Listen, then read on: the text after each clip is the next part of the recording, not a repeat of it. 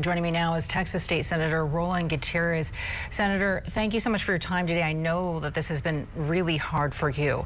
I wanted to go ahead and start right here by asking you how you, the community of Uvalde, are doing and what marking 1 year since the shooting means to you. What's been on your mind? You know, it's obviously just been a tremendous journey, over this course of this last year. I mean, we've all been traumatized on some different level. Certainly the families that lost children are just destroyed and broken. Last night in Uvalde at the 1 year anniversary, I had a mother that had lost a child just bury herself in tears, telling me how tired she was and how, just the loss of it all. And we're all in that space. For my particular issues, it's just looking at all of the failed body cams. You had to see all of the failure that happened, all of the damage that occurred to those poor little babies in that classroom. And so each and every one of us kind of brings a different perspective here, but I don't want to in any way compare us to the loss that these families are grieving with. And certainly, young ladies like Caitlin who lost friends in there, it's just a different kind of situation. But all of us, it's just very, very hard. And I want the country to understand how hard and difficult all of this is.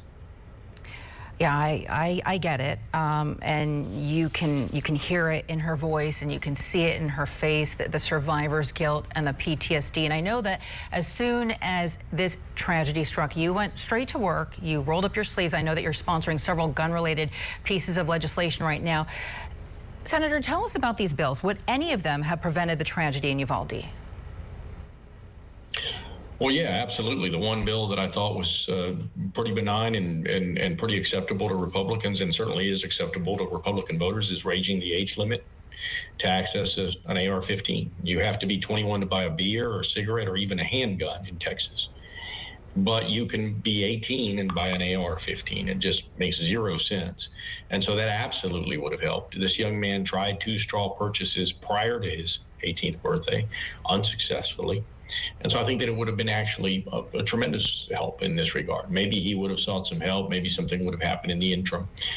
That said, we're simply asking for common sense gun safety solutions, extreme risk protective orders to keep guns out of the hands of mentally ill people, a universal background check so that when you go to the gun show, you just can't walk out there with a gun without even showing as much as your driver's license.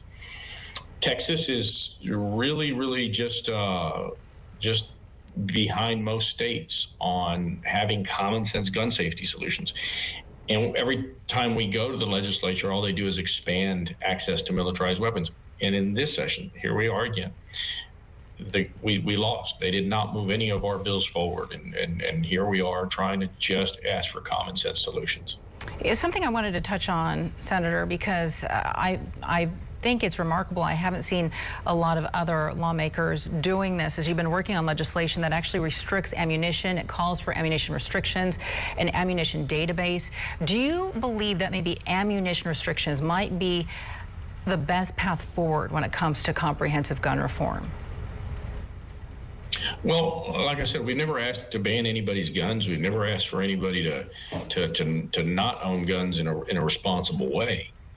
We don't feel that an 18-year-old should access an AR-15, as simple as that.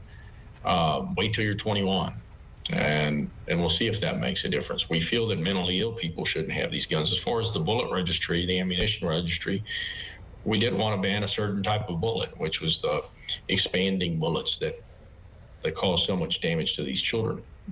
This gun fires a round at 3 times that of a regular pistol, 3 times the speed.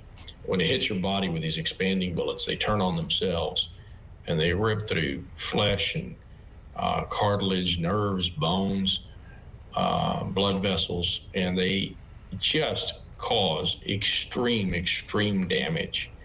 This young man was able to buy hundreds of rounds of those types of ammunitions, and he did what he did, and here we are. So we just want to be able to have a discussion on gun safety It's very simple. I mean, what we're asking for is pretty common. And I know that you've had several discussions this past year. I know that you are a Democrat in a Republican state.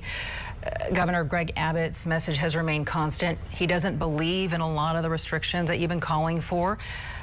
But here's the thing, Texas voters seem to agree. He was reelected shortly after the shooting in Uvalde. A couple of things right here. Do you believe there's any hope for any sort of gun reform in your state? And the governor at the same time has called for more mental health care access. Have you seen any of this come to fruition? Have there been any changes when it comes to being able to access mental health care in your state? Well, let's cover a couple of things. First off, Republicans are in favor of the gun safety solutions that I'm talking about. 76% of Texas voters want to see common sense gun safety solutions. 66% of Republican voters want to raise the age limit specifically. All of those other two measures, they poll above 50%. So clearly Abbott's not listening to them. The previous story that you issued out earlier is $5 million he gave to the district attorney to dole out psychiatric care.